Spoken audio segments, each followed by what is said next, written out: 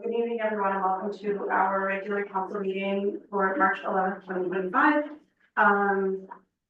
Few things on the agenda today, but it shouldn't take us long because we discussed most of this stuff already. We're just looking for motions to make. So, does anybody have any amendments to the agenda? Seeing none, I will ask for a mover and a seconder to adopt the agenda as presented. And we'll make a motion to adopt the agenda as presented. Councilor Janina. I will second the motion. And Councilor Armand, thank you. All in favor? That passes. Thank you. So next we have the, we need to adopt the committee of the whole minutes from the March 4th, 2025 meeting. Looking for a mover and a seconder.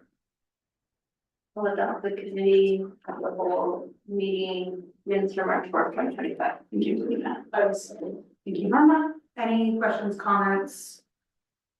I thought they were really great minutes. They're very detailed. I just wanted to say that. I mean, not that any of the other ones are not, but there's a lot of information in that meeting.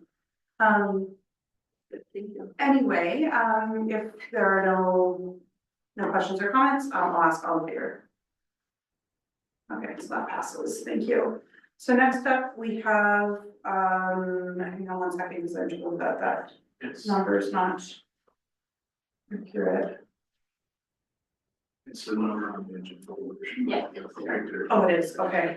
Okay, so next up, we need a mover and a seconder to approve the open payables in the amount of $138,158.89. I'll make the motion to pay the open payables. Thank you, Councilor Janina, I will second. and thank you, Councilor Norma. So questions, comments? 63091. Sorry. 63091, that's the big Watson Lake food one, is that? That was the Christmas dinner stuff. Thank you. Okay, I figured it was some big function, They and then, were 3 months behind on their invoice. 63095. 630. BJ's towing, what were we towing? That is the moving of the excavator to a dig. Thank you. That was all for me. Well, I do have a question. We're having, I don't know, we seem to have a lot of issues with our, system. Entries. Yeah, so is it an issue with the system? No, so these checks were issued, but they were still dated, Oh, people didn't cash Cash in them. 2024, so we had to reissue them. At the ATCO one is an accidental double entry, but it was only paid once. Okay, so it's not an issue with our software or anything like that, it's just because sometimes checks are like Yeah, being duplicate because they're printing wrong or something, so I just well, we wanted to did make have sure. that issue, and it was because we had a printer, issue, it was double feeding checks. Some of our checks, when they got put away, when the order came in, they were both owed, so the printer was grabbing multiple, so that's why we had issues. That's been, addressed and corrected, and like I said, these ones are just stale data checks. I have a question, just curious about 63102, that's a huge amount, I just don't. Industrial Alliance, what is that? 631. Industrial Alliance. That is that is an RSP contribution. Okay, thank you. Anyone else? No. Okay, hearing none, I'll ask all in favor of passing the tables. I'll make a motion to pass that. Oh, you already made that, but just all in favor. Oh, sorry. Thank you, so that passes. Awesome. But thank you. So next up, we have an admin report regarding the tender award recommendation for the purchase of 2 fire apparatuses or fire trucks. Excuse me. So the purpose of this report is to provide council with tender background information and award recommendations on the purchase of 2 fire apparatuses for the Watson Lake Fire Department. 2 fire apparatuses were approved in the 2024 capital budget. 880,000 was approved for a new pumper apparatus, and 800,000 was approved for a rescue apparatus, for a total of $1,680,000, which was funded through the gas tax for our community, Canada Community, oh my gosh, CCBF. So one bid was received by Acres Industries for the supply of both apparatuses. Acres Industries bid was as follows. For the pumper apparatus, $1,049,350.40, GST not included. And for the rescue apparatus, $981,876.20, GST not included, which brings the total bid to $2,031,226.60, total for both trucks, which is a difference of $351,226.60 from the amount that we had previously budgeted. So in 2023, it was recommended by the fire chief that the 2 fire apparatuses be replaced due to age, conditions, and NFPA standards. The following is the recommendation that was brought forward during the 2024 budgetary process. And also, when I'm reading this, you'll notice that some things say, like, when this was written in 2023, that's because this is literally from the briefing that we got when we approved this last term. Right. Okay. So, fire pumper replacement. Pumper 1 has exceeded its expected lifespan as a frontline pumper. National Fire Protection Association, or the NFPA, standard 1901, being the standard for automotive fire apparatus, recommends moving apparatus to a reserve status after 15 years and removed from service entirely after 15 years. So pumper 1 was built in 1999, making it 24 years old at the time of writing this, which was November 2024. So we're in 25 now. 23? Sorry, 23. We're in 25 now. So wear and tear and outdated technologies are minimizing the effectiveness of this apparatus. Although the department has an MOU which provides us with a pumper in standard, the government could pull that apparatus at any time with 90 days written notice. The replacement pumper will be built around locally desired specifications, including pump and roll capability, and include a top mount enclosed pump mount panel. The proposed pumper will be a Type 1 fire engine, carrying all the necessary equipment for structural fire response, as well as the ability to action other types of fires, such as vehicle, trash, brush, and other nuisance fires. So for the second apparatus, which is the rescue truck, much like pumper 1, rescue is beginning to show its age. The truck is currently a 2004 cab and chassis with much older rescue body, meaning the storage compartments. Referring to the above NFPA standards, coupled with the frequency of use and number of miles put on, this truck is coming due for replacement as well. The desired replacement will have improved capabilities. The rescue would include a 500 gallon per 5 gallon per minute pump. I can't remember. 500 gallon per minute. Yeah, 500 gallon per minute pump, excuse me.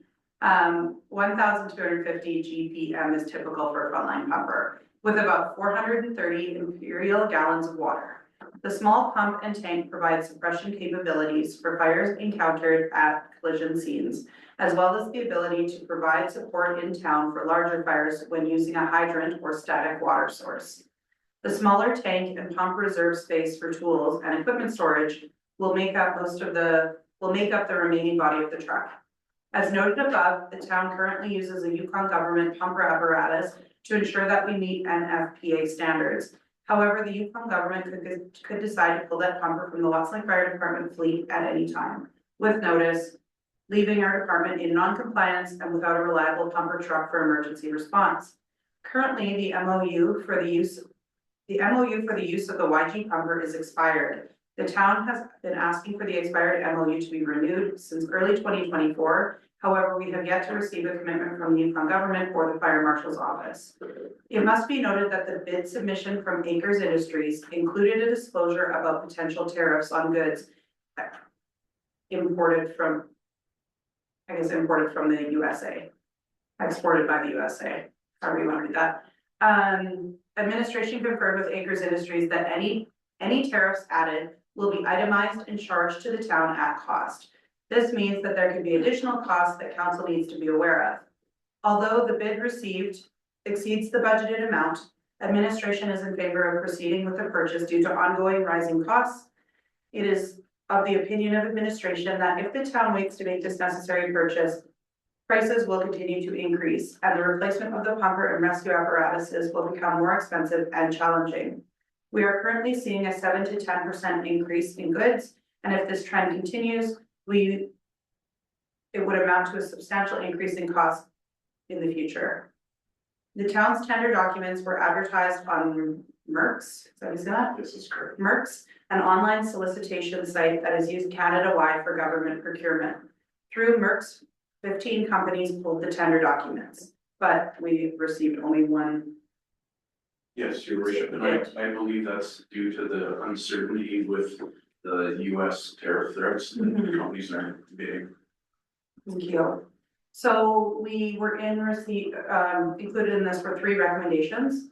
The first one being the preferred option, which is to accept the bid from Acres Industry for the purchase of a pumper apparatus and rescue apparatus in the amount of $2,031,226.60 from our gas tax funding or CCBF.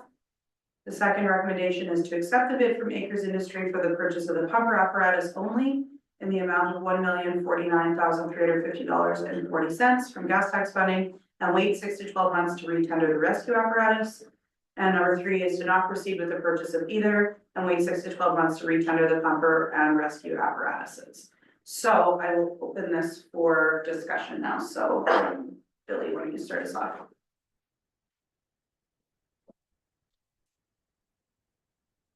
Get them, we need them, get them.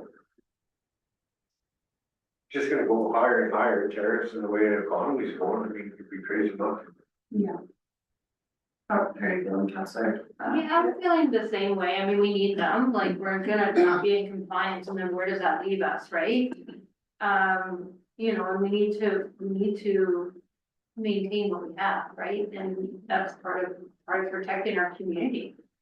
Is having the tools we need to protect our community. You know, we're looking at building houses and encouraging people to build houses and, you know, and then we need a way to protect them.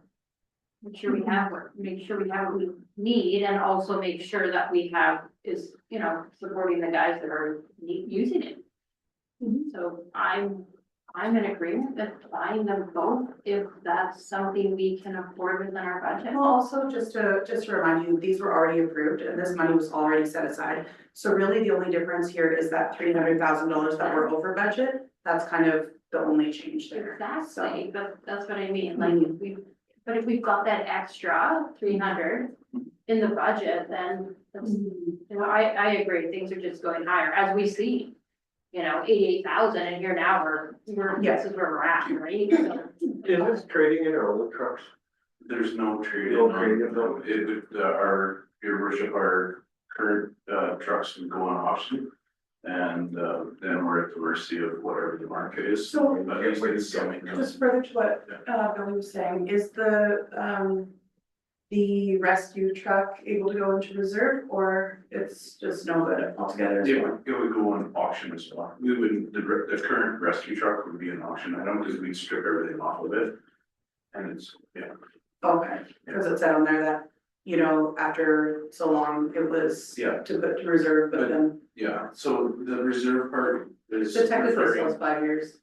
Yeah, so both of them are expired under the standard, which is our, and that's bound by our insurance, right? Yeah. So that affects, if we don't have, a fire department that has trucks that are meet the applicable standard, then it affects not only the municipality, but it also affects every homeowner in the community where their fire insurance rates would go up as well. I'm sorry, I didn't get to you yet. What are your thoughts on this? So how many fire trucks do we have? So currently, your worship, we have 2 fire trucks. We have our current pumper 1, which is the one that's referred to as the pumper. Right. And the other truck is a truck that's on loan from Yukon government. Okay, And the Yukon government truck is, maybe 5 years old, but it's a loaner. And if anybody's been following anything in the media with Yukon government and their fire marshal's office, I'm worried that they could come in and give us the notice and say they're pulling that truck. Yeah. Then we don't have a standard. And the delivery time, and I don't know how far you guys got into the package, but the delivery on these two new trucks is 24 months out. Yeah. So it's not something like we can just order it off the shelf and have it sitting here. No. My other question, Yeah. with the rescue truck Yeah. and the 500-gallon pump. Mhm. Is that something that's necessary? Would that cut a cost if we didn't have the pump on there? Currently, if we're going to a major accident on the highway, then we're actually taking two trucks. This would streamline us down to only one truck going up, and when we're taking two trucks, then we're leaving the town short as well. So hence the reason with the pumping capability, which any other fire department is doing with the rescue trucks. Okay. And then the rescue truck actually has foam suppression system on it, so it uses less water and it doses it with a foam to smother the fire. So that's hence the reason the specs were done that way. And the previous council had mandated that any of the truck specs have been run through the fire department with full feedback from our fire department. And these are the specs that were generated based on need. You really solve questions all the time.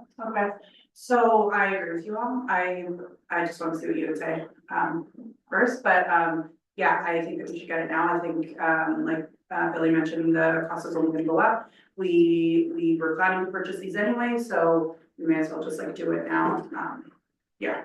So with that, I know it's a short notice, but, we are looking for a motion to accept the bid from Acres Industry in the amount of $2,031,226.60. That was the only bidder or? Yes. was the lowest Yeah, bidder? no, that's the only bidder, your worship. 15 And companies. There was 15 companies pulled, but I fully believe that it's based on the trade disputes stuff that's going on right now. For sure. That companies are really scared to stick their neck out.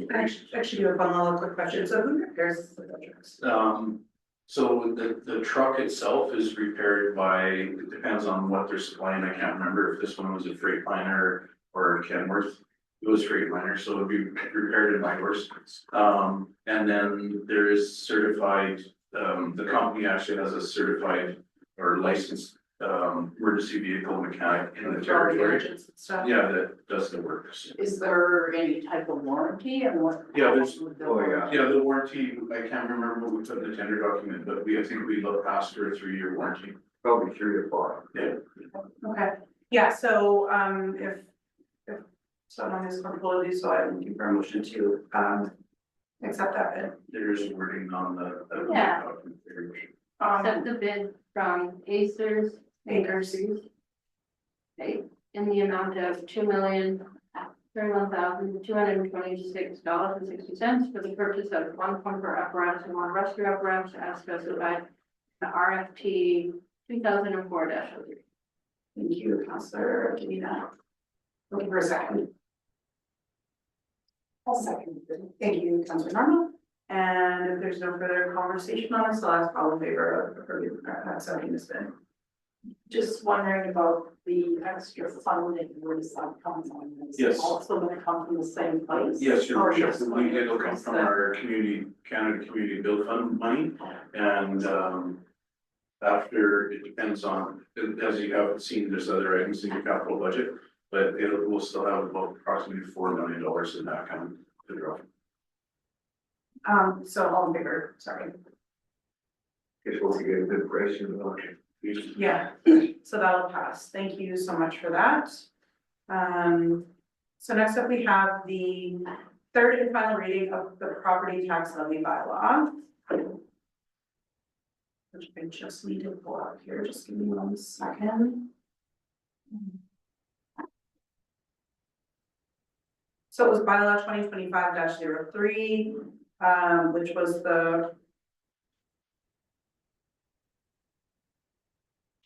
Oh, yeah, so that's, the bylaw to increase the property taxes by 1%. So just looking for a mover and a seconder for third and final reading on this bylaw.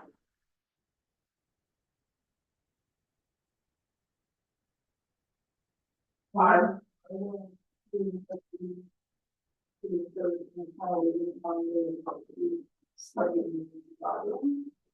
you, Councillor Norman. Second, I'll second it. Thank you, Councillor Janina. And any last comments, questions? Anything on that? Okay, so I'll ask all in favor. And that will pass unanimously. Thank you.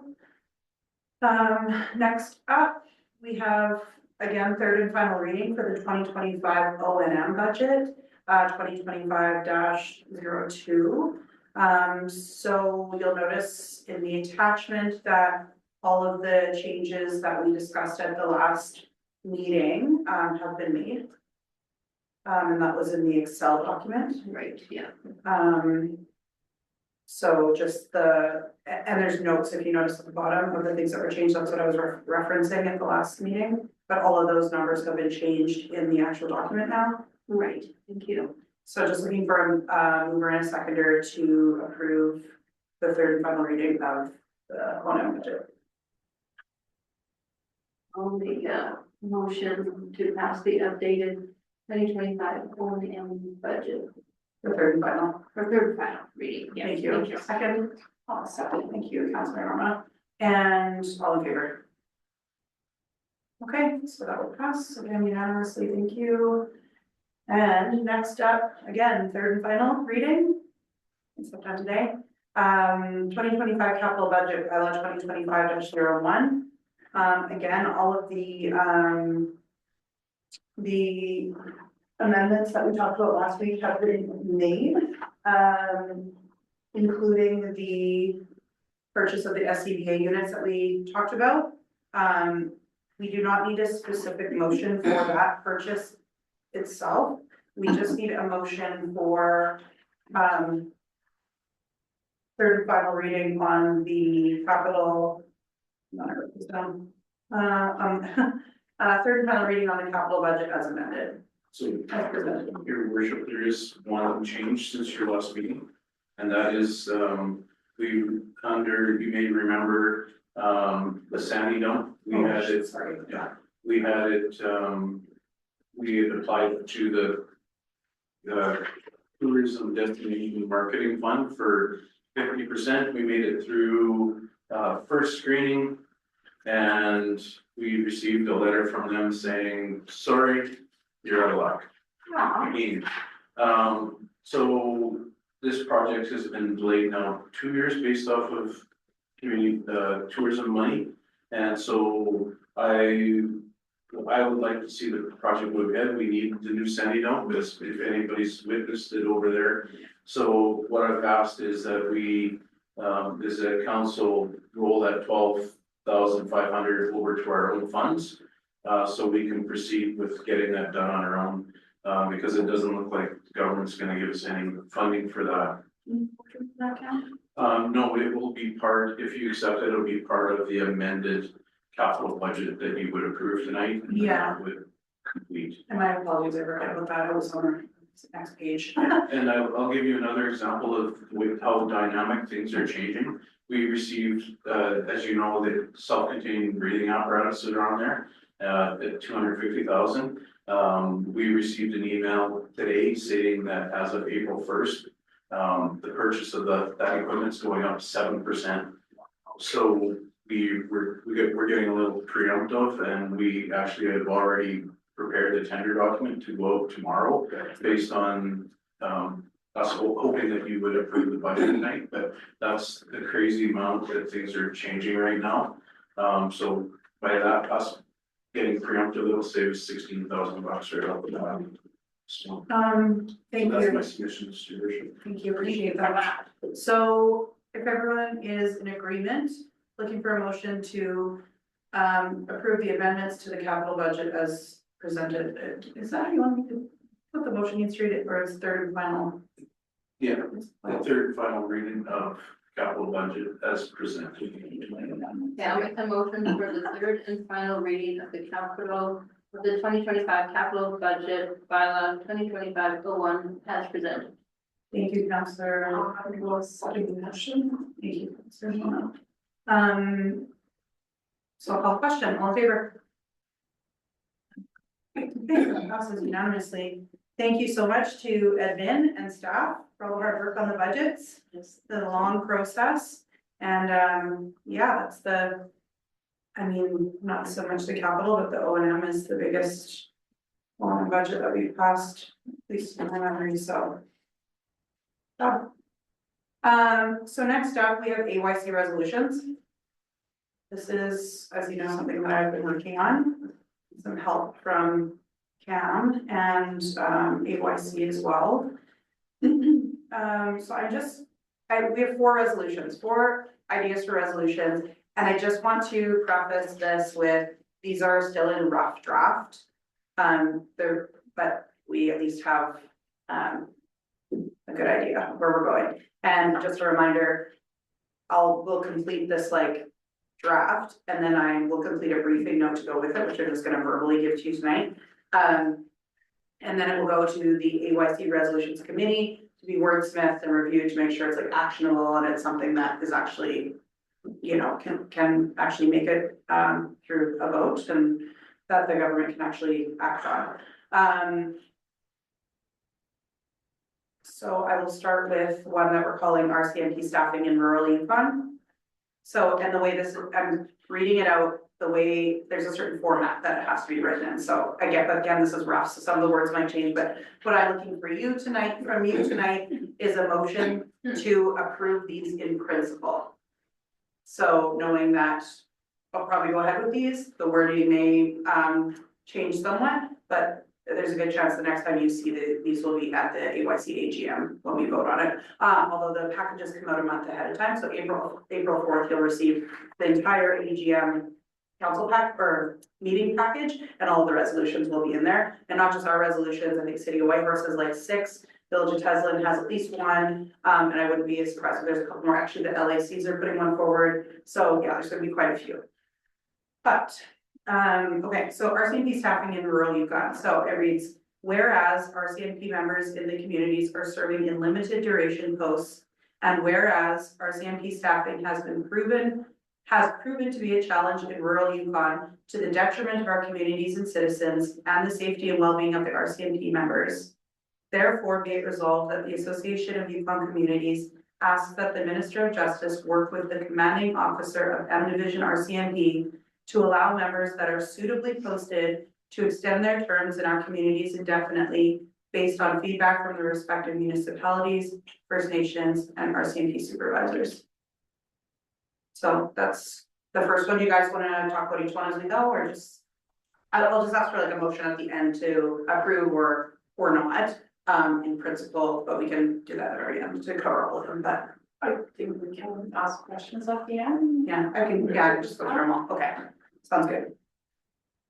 So next we have one called on-demand energy charges to Yukon municipalities. This one's really long for, the sole reason that we need to so another municipality, I believe it was Mayo, put forward this resolution, I think in 2022. It went to government, they gave us, you know, their box answer that it wasn't their responsibility or they couldn't do anything about it or something. So we need to reference the fact that this was already a resolution that went forward at one time and that we received a response, so kind of reference that, but then also reference the original motion or the original resolution plus with our twist on it for today. So it's quite long, but I think it's relevant and hopefully get somewhere. So whereas Yukon municipalities are very concerned with the ever-rising costs of operating a municipality in the Yukon, and especially the increasing cost of utilities, and whereas all municipal buildings, including seasonally used buildings, are on-demand meters, and if the electrical use is higher for one day of the month, the utility charges for the entire month will be calculated at the peak rate. And whereas Yukon municipalities are service delivery organizations who maintain a balanced budget and do not exist to make a profit like a business. And whereas Yukon government promotes the use of electricity for heating buildings. And whereas Yukon municipalities are dependent on the government of Yukon and the comprehensive municipal grant for their ongoing operational expenses. And whereas the Association of Yukon Communities passed a resolution in 2022 urging YG to mandate that the Yukon Energy Corp change their rate policy to only charge municipalities an actual utility rate and discontinue demand charges. And whereas the Yukon government responded to AYC resolution stating they have no authority over energy rates. Therefore, be it resolved that the Association of Yukon Communities urge the Yukon Utilities Board to implement a fourth rate group in their regulated rate design model to cover Yukon municipalities exclusively so that municipalities pay for actual energy consumption without demand charges or energy riders. The long one. But that's basically it. Yeah. I wouldn't be surprised if the resolutions committee squishes that down a bit. We got a couple people on there that wordsmith or that are good at that. Yeah. They enjoy it. So, anyway, I'll move on to the next one. The next one is in regards to prolific offenders. Again, these are in rough draft, so this is gonna change, but, so whereas under current Yukon legislation and various government acts, information sharing is prohibited between government departments, which is a detriment to community safety and the health and well-being of prolific and high-risk offenders. And whereas the sharing of all information between departments is required for the holistic health and wellness of the offender. And whereas the failure to do this puts community safety and the health and wellness of our citizens at risk and places an additional workload on law enforcement, the court system, and health and social demands. Therefore, be it resolved that the Association of Yukon Communities urge the Yukon government to amend relevant legislation, which I'm thinking is HIPMA, Yukon HIPMA, but we'll do that, because this, okay, sorry, I'm gonna finish. Relevant legislation to allow for the sharing of information between government departments to provide access to all services which will allow for development of a comprehensive wellness or case management plan for the individual as their behavior may be related to health or social impacts and not based on criminality. Therefore, and I'm something about rehabilitation of our vulnerable community member is what we're trying to get at. But basically, what will go in the briefing note is there are these things that are blocking, and maybe we can speak a little bit more to this, but allowing these organizations to speak with each other, and it's just making it really difficult to deal with these individuals, and they're just, and I think getting out of trouble, so do you want to just give a little So backstory on that? your worship, the gap in the Yukon system is in legislation that won't allow health and social services to share information with probation or justice to share information with the other departments. So, you know, with prolific offenders or high risk offenders, you need you need that community approach, right? It needs to be circular. And maybe, you know, currently they're being dealt with in the criminal justice system, but it might be a social issue, it might be a mental health issue, it might be a learning disability. But until they can talk together and share that information, they can't come up with a plan to help people to better it, right? And maybe it's alcoholism, it's not a criminal matter, it's a health matter, right? And right now with the current system, they can't, if they're sitting in the room, some of the parties have to get up when they start talking about certain things about the client. Unless the client is willing to sign a release, and most of the people in that demographic won't sign releases, right? So this has been ongoing. This is from when I was actually the coordinator for the territory. And, you know, that's back in 2010, 2011. And they were working towards changing the legislation then, and government dropped the ball, they changed the funding, and now it's back in the court. Not only the courts, but it's in the media, it's everywhere, right? It's community, it goes towards the community safety plans and all that stuff. And it was brought, where it came to the forefront again for her worship's and my attention was at the mayors and chiefs meeting that we attended in Whitehorse. And Yukon Justice presented on it there. And they acknowledged it's an issue, but I think they need lobbying from the outside to actually get it rolling, right? So, are we asking that these different organizations share information without consent? No, we're asking that the Yukon government changes the Privacy Act stuff for each one of the departments. So that way they can share the information internally, not to the general public. Yeah. But without consent. Yes, that's correct. Because they could use it for themselves, but they can't use it, so, you know, here's the RCP have the information on the person, but health and social can't receive it, and they're the ones that need it to come up with maybe a treatment plan or something, Just, right? it opens such a big can of worms. Other you know, jurisdictions, because there's just too much, opportunity for information that shouldn't be out there to be, you know, there's I know certain what you're saying. information they may need to know, but they may end up with too much information that they don't need to know.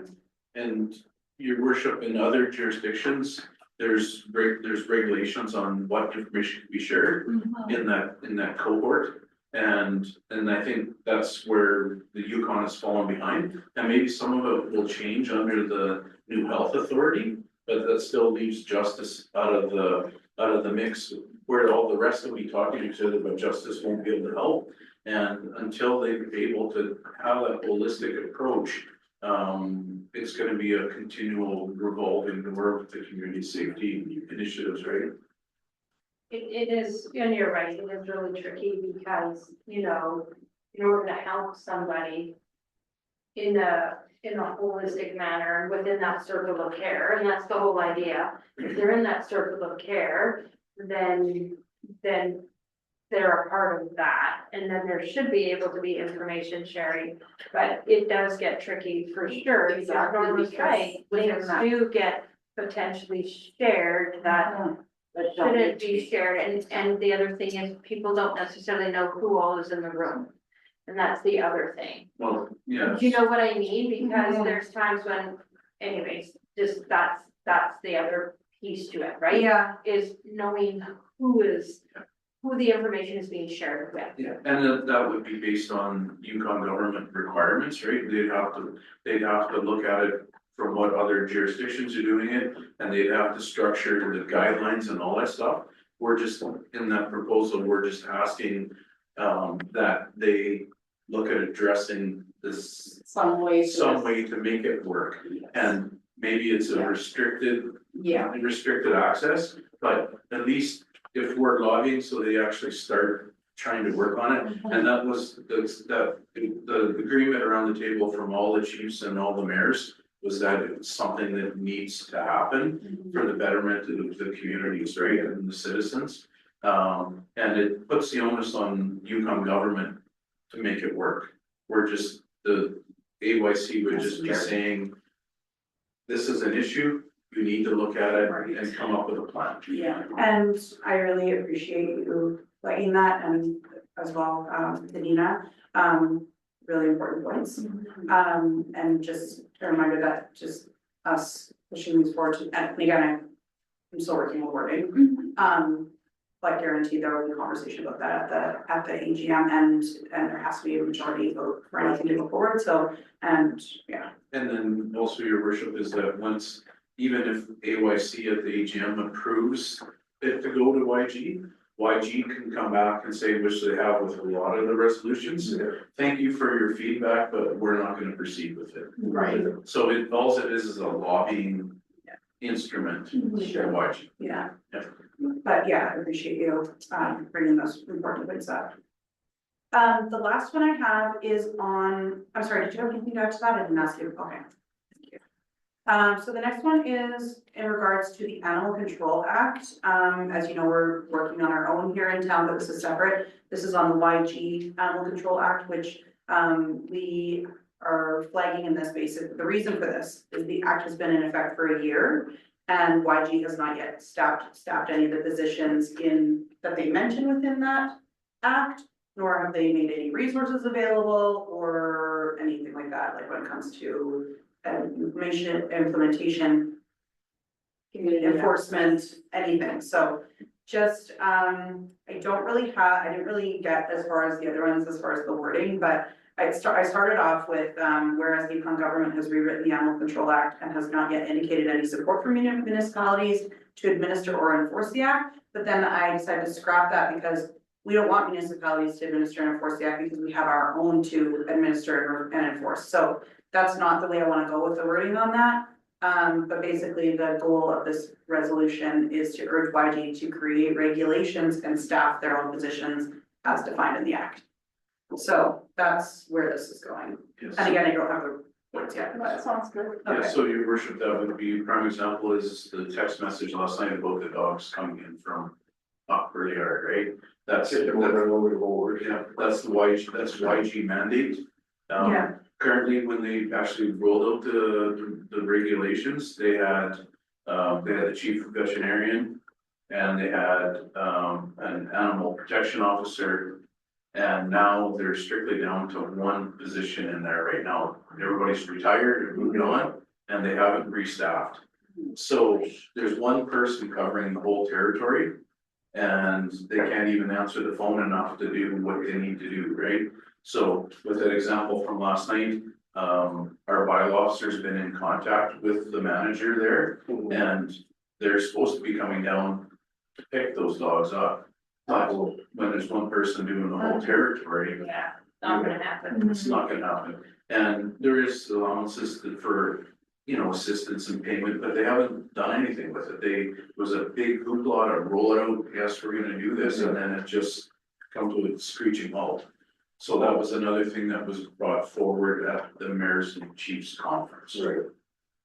Cause it affects not only the communities, but the First Nations. Yeah. Thank you. I'm just making notes of some of the things that you guys have mentioned here tonight, so that I can make sure that I incorporate those. Okay, so that's it. That's all I have. So far I can run out of time. I'm sure if we sat there long enough, we can come up with a million things, but I do appreciate you looking at the RCMP, because there are some RCMP that like to extend and don't get extended, other RCMP that want to extend and get extended, all within the same, Yeah. at the same time, and I'm not sure what the rationale is. well, and for especially one when they're or the other. literally just taking them to Whitehorse. Like, Yeah. I Or don't another community understand that, within the. but it's usually Whitehorse. Yeah, but I'm just saying, or another community, right? So I mean, if they're a good fit here, I tend to agree, it would be nice to have them, stay a little longer, and I know you can extend up to a year right now, you can. Yes, it is true. And so, so the reality is, even if they were to put a time limit on it, and I can understand why you don't want people here forever, potentially in a small community, only because you can develop relationships that maybe you're not so healthy. I imagine in that regard, that's why they've shifted them. Is that what they're shifting is for? Well, your worship, I have a whole different thought on that process. If we were in BC, Alberta, Manitoba, Saskatchewan, the members could come here and do their whole career. As long as they're doing their job and, Yeah. you can be friends with people in the community, but you still have to do your job and you have to be clear with that, right? Yeah. But you look at the revolving door we've had here, and the vacancies, the detachment here is finally up to full strength. Yeah. And now they're gonna start forcing members to move, and then we're gonna run vacancies for another year. And where you could have a member in their family that's here, that's involved in the community, Yeah. and So you're saying they don't do this all across Canada, this is something this that's, is the north, so the Yukon has been the one that's sort of been really pushing people out. right, And and I'll use an example, before I took this job, I had asked to stay because we're happy here, that everything was running good and people were happy and the community was happy, First Nation was happy, and I wanted to stay. And I was told, no, we're gonna move you out. Where they are gonna go. Well, whatever. So, and that's the last place I wanna be, right? I came from Whitehorse to here. And so I told them that, if you're gonna force me out, I'm gonna retire. Just happened that this job opened up and things worked out, but I was done with moves, so what is their reasoning for Well, forcing them? It comes down to upper management and some managers, like some of the brass. Are very good, they understand that members can, fit into a community, but some get this small mentality. Where they figure, oh, people are getting too entrenched in the community's too small. Well, you could be in a community in Saskatchewan with less population than Watson Lake, and members are there for 10 years, and they raise their families there, and it makes stability, right? Yeah, Just on that note, do you think, cause I just learned this recently and cause I've only lived here, but I just learned recently that the rest of Canada's, like the municipalities are responsible for their own policing, but I didn't know that. So do you think that has something to do with it? Because No. like, if we were Alberta or Manitoba, or whatever, we'd be paying for the police, we really have the budget for that. Well, we would be paying, the municipality would be paying 40% of policing costs. Yeah, Yeah, so I don't think it's that side of it, I think it's just they get short-sighted on looking at the bigger picture, right? And, you know, when we have people that wanna be entrenched in the community, that wanna raise their kids here and they're And wanna coach hockey. and do that kind Yeah. of stuff, why are we chasing them, letting them chase them away? Cause, you know, we finally got, you know, a fully staffed detachment, right? and not to mention what it does to them as a family, their children are uprooted and they're, you know, they make friends at the schools and then they have to go and start You a just new get school. friends and then you gotta leave, then you gotta make friends. You know, that's got Yeah. so why would we not look at that? Well, I had 11 moves in 20 years. And some of my moves were 5 months and some were 5 years. So it's that turmoil, right? Yeah. So it really plays hard on them. When you get a family that wants to be here and wants to participate, we want people to make Watson Lake fun, right? And if they know they're only here for 2 years, they're not gonna get involved in the community, right? They're not gonna make friends, right?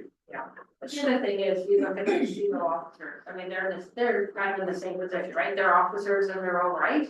You know, and they get to stay here, so kind of sort of the two go hand in hand, right? Possibly too, when they're teaching them in hockey and then they get into teenagers, they've already known. Lots of them, like I've got to know some RCMP that really come through me where other ones I would have not. But if you really like that happened, well, I hit it off with that guy, something else, but. Well, really changed. Yeah. In some ways, right? There's absolute benefits all around. You know, but, yeah. And not only that, but it saves the government a huge amount of money. Because you look at every transfer is $100,000. Yeah. So if you can stabilize that, then it makes a huge difference on funding for more police and everybody, right? and you have something written into the resolution about, you know, reviewing, like making sure that, you know, that review is taking place, and so that they're still effective and, you know, wanted and, you know, you know what I'm trying to say, but so, yeah. Cause there would be members that probably wouldn't get supported if they're not, you know, if they're not doing things in the community and they're not engaged with the First Nation and, you know, so, you know, it's not a blanket thing saying No. everybody gets to stay. Yes, With the wording states it's with support, exactly. so, and everybody in the municipality and the First Nation and the Yeah. supervisors know who's suitable, right? Yeah. What do they do in Nunavut and Compass territory? There's such a short, you can either do 2 years or 3 and you're out, or 4 in some communities, but, the Arctic is it's a whole different beast again, right? Okay, any further discussion on any of the resolutions?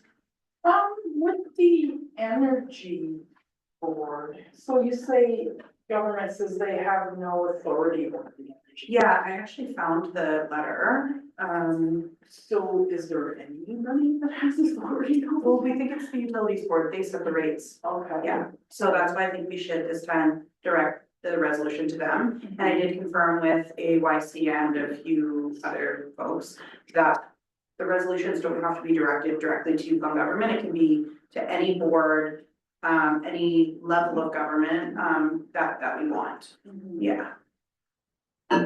So, and it's possible that they'll come back and say, no, we can't do it. I'm just, Worth a try for You know, or sure. could they not take all those numbers for the month, including when the, electricity is spiked and like average it out or something, so that there's still.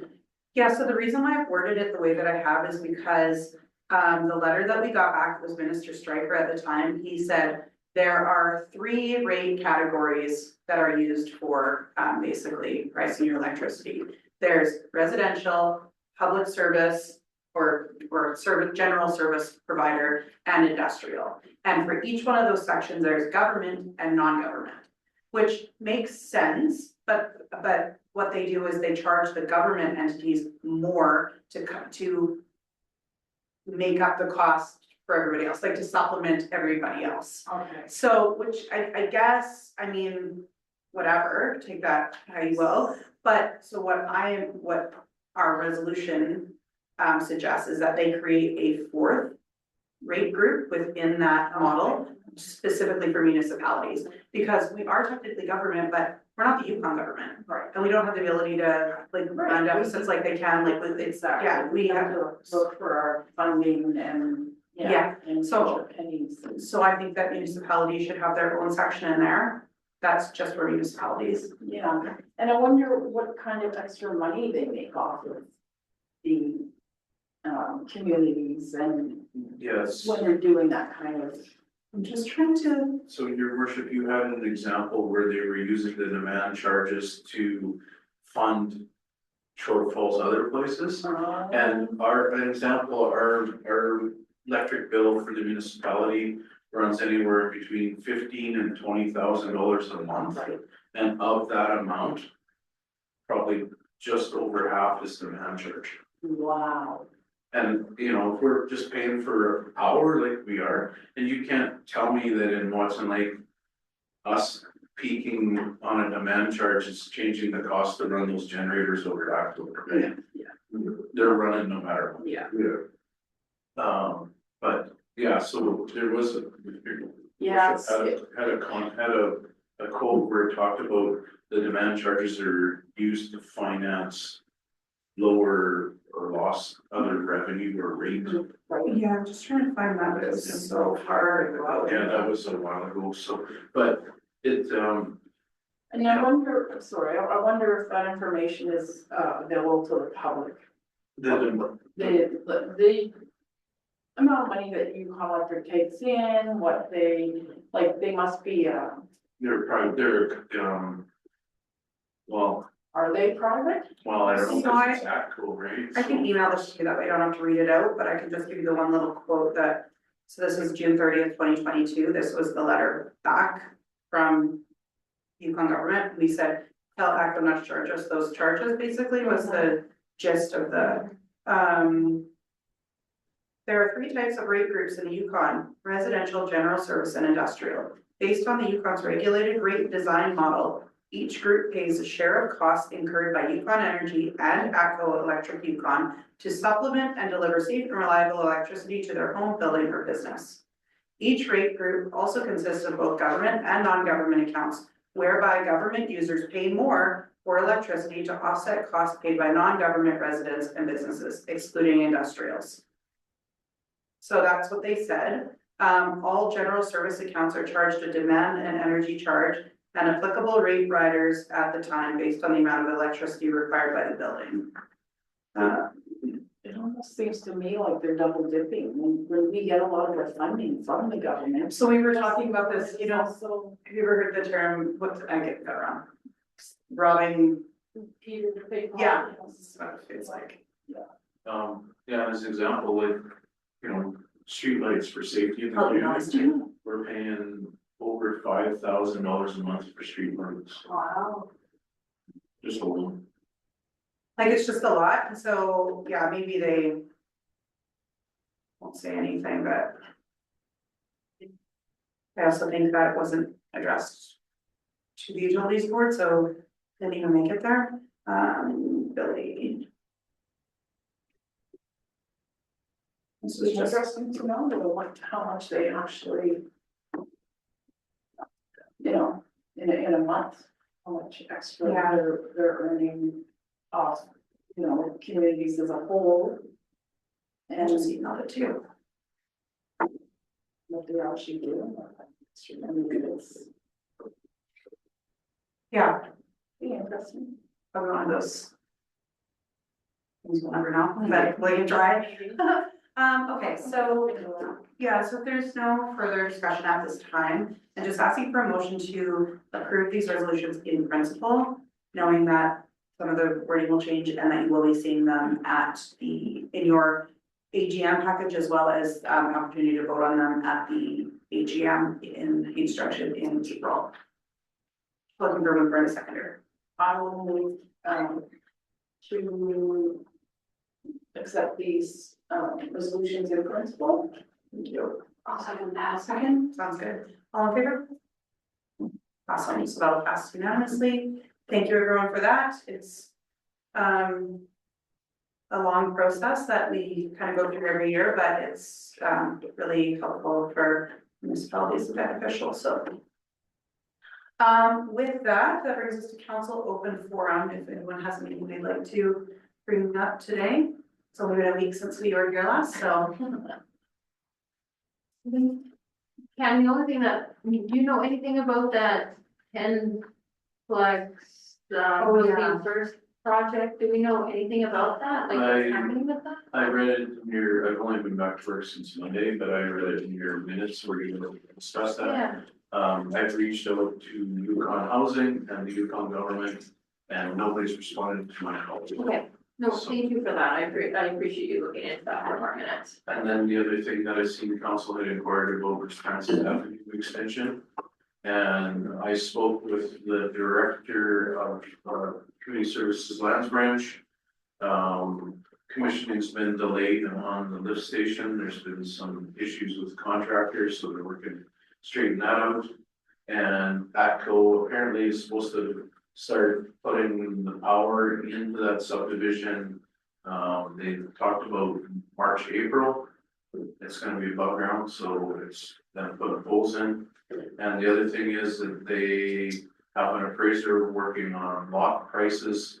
And then once that's done, then there will be a meeting in between myself, the director of EMR lands and the director of community services lands to discuss it. But I'm not happy with the progress. So I actually phoned the deputy minister tonight and addressed it. And I said, you know, we're mid-March now. And I said, the rate things are going, it's gonna get bogged down when it goes over to EMR lands branch. And I said, we're not gonna get a lot on the market for sale till June or July at the rate they're looking.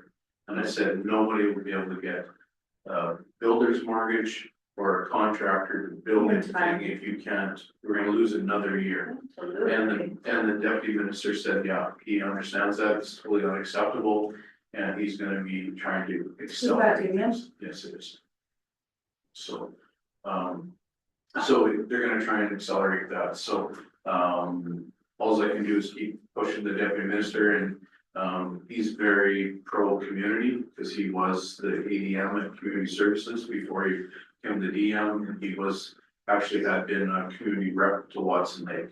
So, and I also, I was just gonna say, we can be expecting, the minister Yeah. in communities in April yes, and for the new tour. yeah,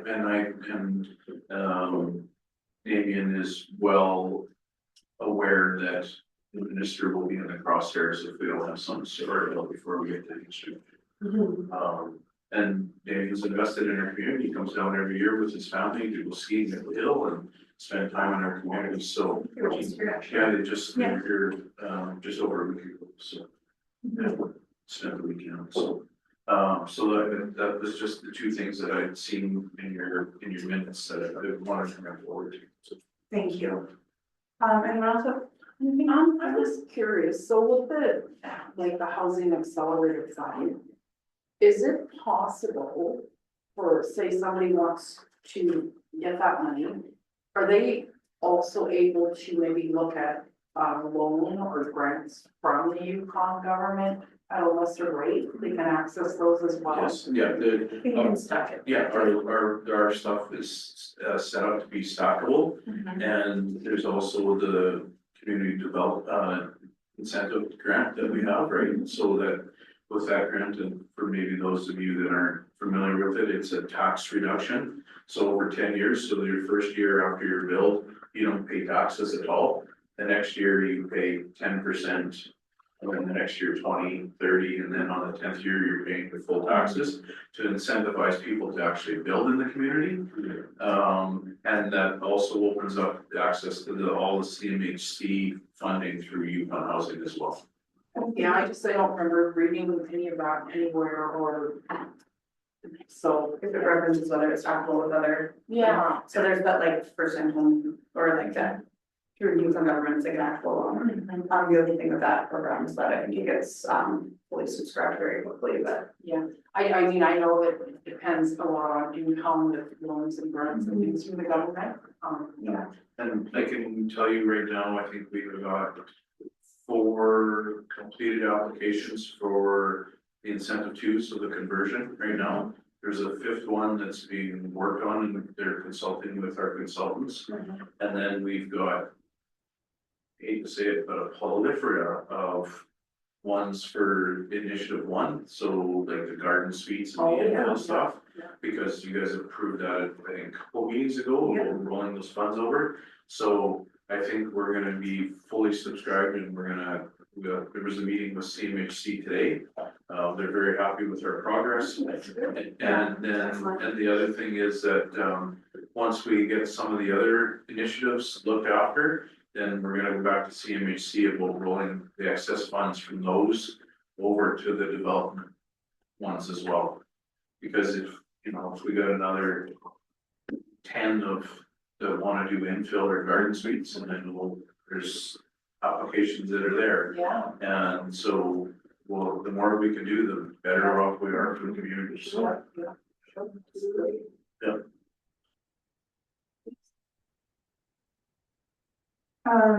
Thank you. Does that answer all your questions? Perfect. I was just trying to find my, just, I guess for the record, I don't know if I actually said this, but, next week I'll be traveling to Dorval, Quebec with, for the Association of Yukon Communities, to participate in the FCM, which is Federation of Canadian Municipalities, quarterly spring board meeting and other meetings. Also currently sitting on the executive and chairing the Northern Remote Forum. So both of those committees will be meeting at the same time. So that is also why I requested that we move the meeting from next week to this week so that I don't have to try and share the meeting over Zoom because that didn't work out so well last time. But just thought I would let you know that that's what I'm up to. Heading, like I said, to the Northern Remote Forum, and I think I have the notes here so I can tell you what we're talking about there.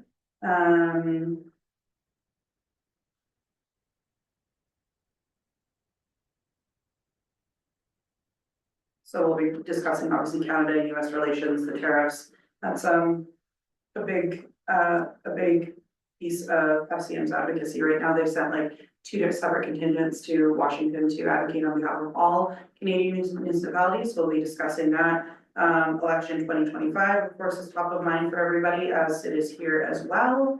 There will be policy and advocacy update on just matters that FCM is always working on. And then presentation, Destination Canada. But then there's the entire board meeting is about 3 days. So yeah, happy to be there representing everyone and participating. So that's just FYI for you, what I'm up to. And yeah, I don't really have anything else to add for open forum today. Just the resolutions, been working on that. We had a BYC board meeting, oh, we've given a report on that. I forgot. Davina and myself both attended the AYC board meeting, quarterly board meeting on Saturday, March 8th. It was a Zoom call. Fortunately, it's usually an all-day Zoom call. We were fortunately wrapped up before noon, which was a pleasant surprise. Wasn't tons of discussion there, but what do we talk about? Elections, readiness and preparedness. That's something that AYC is working on right now. Working on our advocacy points that we'll be using throughout the next 2 elections, federal and territorial. We also discussed tariffs and things like that and how they may or may not affect, Yukon municipalities. We had a presentation from Minister Mostyn, from, leader of the opposition, Craig Dixon, leader Yukon NDP, Kate White, heard from all of them, as well as a presentation from Yukon Employees Union on their concerns about the lead in water pipes in Yukon government facilities and possibly others. So we had a presentation on that. That's pretty much the gist, really, without getting into tons of detail, that's basically what we chatted about, yeah, so just keep you in the loop on that. And yeah, I don't have anything else other than that.